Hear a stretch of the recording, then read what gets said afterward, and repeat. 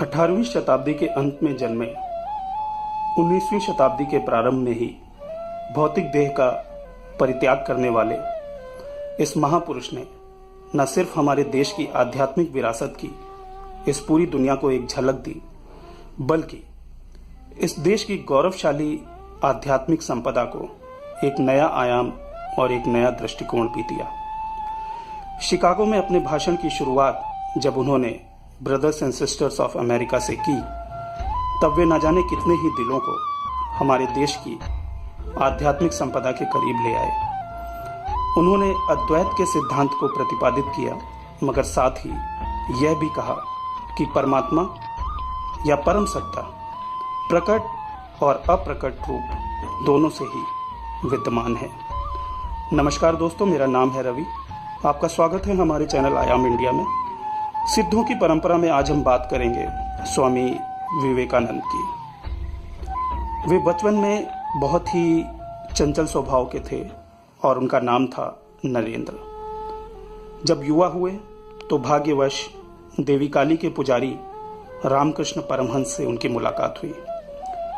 नरेंद्र एक प्रैक्टिकल व्यक्ति थे और शायद इसीलिए रामकृष्ण जी से मिलने के पश्चात वे उनके बाल सुलभ व्यक्तित्व से बहुत ज़्यादा प्रभावित हुए, परंतु उन्होंने रामकृष्ण के द्वारा कही गई बातों को स्वीकार नहीं किया और वे अक्सर अकेले में उनके द्वारा कही गई बातों का उपहास करते। ऐसी ही एक स्थिति के दौरान जब विवेकानंद मजाक बना रहे थे कि ये देखो, जो हमारे आसपास निर्जीव वस्तुएं रखी हैं, इनमें भी ईश्वर है, उसी वक्त रामकृष्ण वहां आ गए और उन्होंने विवेकानंद की छाती पर पैर रख दिया।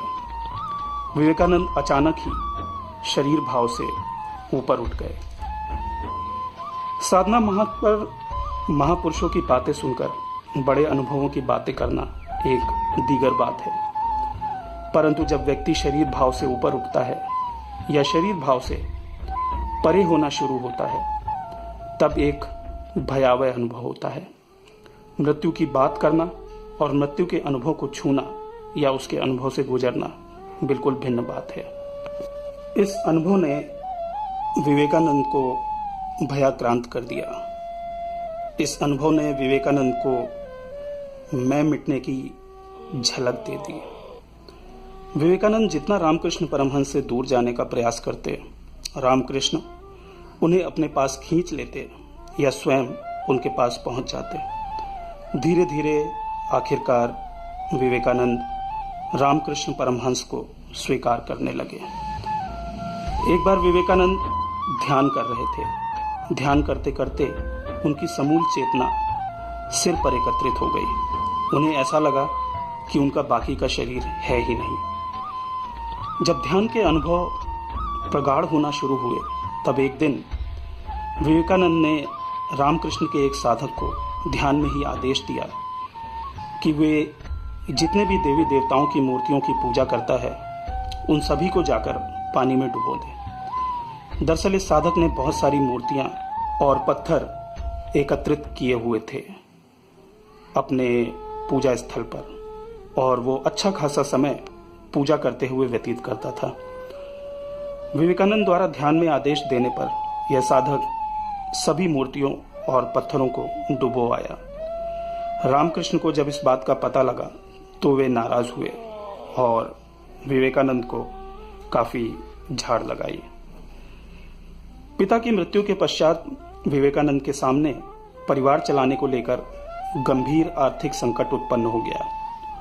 उन्होंने रामकृष्ण से कहा कि वे मां काली से प्रार्थना करें। रामकृष्ण ने कहा कि तुम स्वयं ही क्यों नहीं मांग लेते। विवेकानंद ने 3 बार प्रयास किया, परंतु वे मांग ना सके और अंततः उन्होंने मां से ज्ञान और भक्ति के लिए प्रार्थना की। एक बार विवेकानंद देश के पूर्वी क्षेत्र में गए। वे कहते हैं कि वहां पर एक जुलूस निकल रहा था जो सालाना धार्मिक जलसे जैसा था।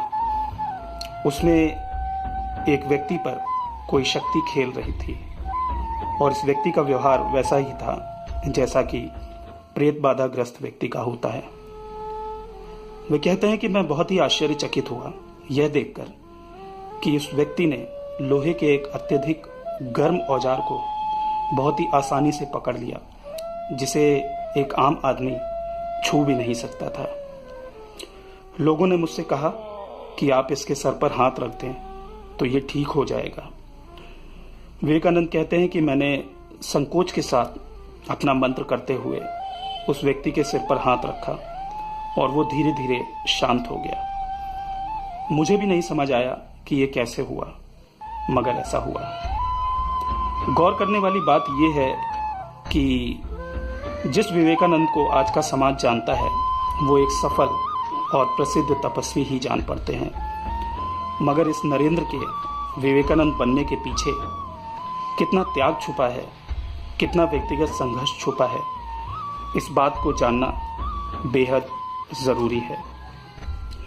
रामकृष्ण परमहंस जी के शरीर छोड़ने के पश्चात विवेकानंद जब भारत भ्रमण पर निकले तो ऐसे लम्हे आए जब उन्हें कई दिनों तक भूखे रहना पड़ा।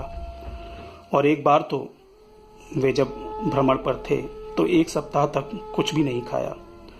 रास्ते में मिर्च के पौधे लगे हुए थे, उन्होंने मिर्चें ही खा ली और इससे उन्हें काफ़ी तकलीफ हुई। जब वे विदेश में भी थे तो लोग उन्हें अपने घर पर आमंत्रित करते, परंतु ऐसा कई बार हुआ कि जब वो आमंत्रित करने वाले व्यक्ति के घर पहुंचे तो वहां ताला लगा मिला।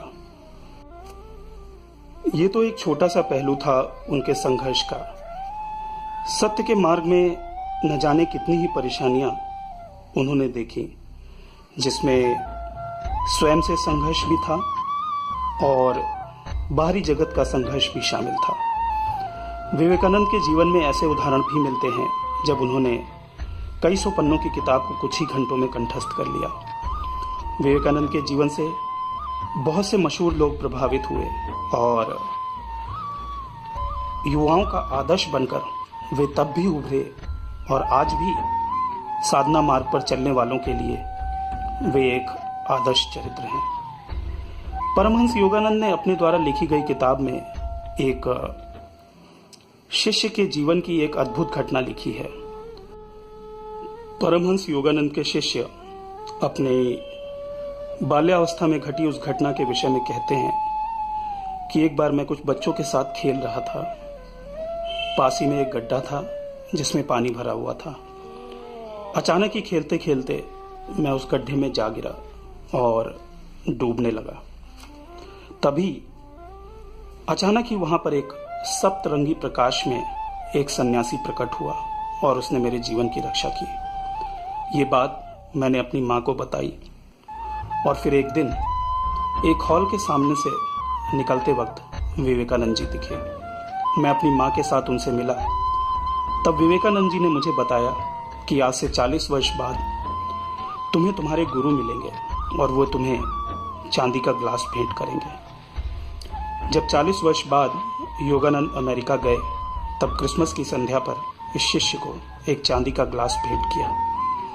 स्वामी विवेकानंद भविष्य में 40 वर्ष बाद घटने वाली इस घटना को स्पष्ट देख पा रहे थे। स्वामी विवेकानंद के दिल में देश के प्रति अगाध प्रेम था। जब वे विदेश में थे तब एक बार उन्होंने कहा था कि मैं तरसता हूं अपने देश की मिट्टी के लिए, मैं तरसता हूं उस मुंडे हुए सिर के लिए, मैं तरसता हूं उस भिक्षा पात्र के लिए, मैं तरसता हूं भारत की उन धूल धूसरित कच्ची सड़कों के लिए।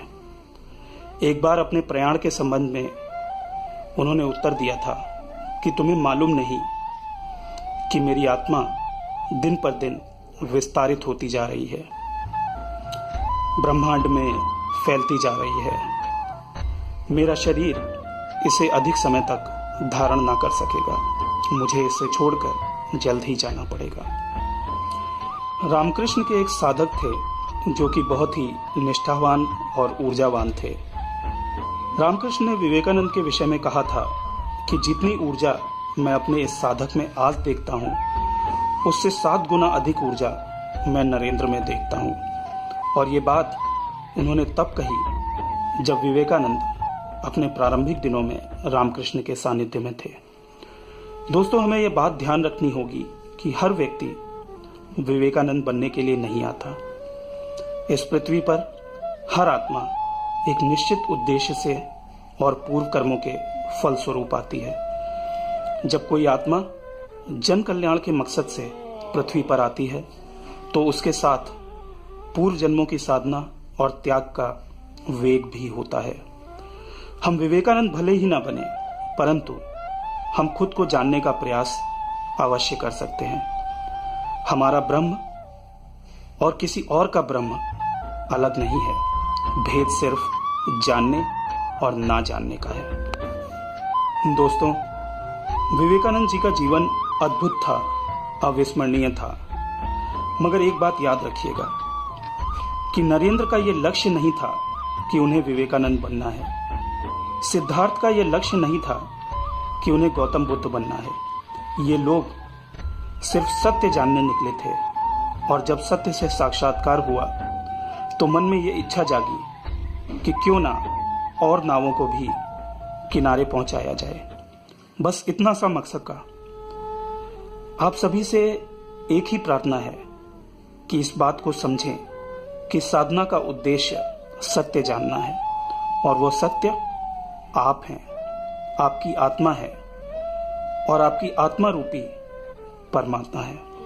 इसलिए सत्य के मायने करने से कोई लाभ नहीं, लाभ सत्य को जानने से है, सत्य को जानने का प्रयास करने से है। महाशक्ति आपकी रक्षा करे, आपके जीवन में शुभता हो, यही मेरी ईश्वर से प्रार्थना है। आपका धन्यवाद।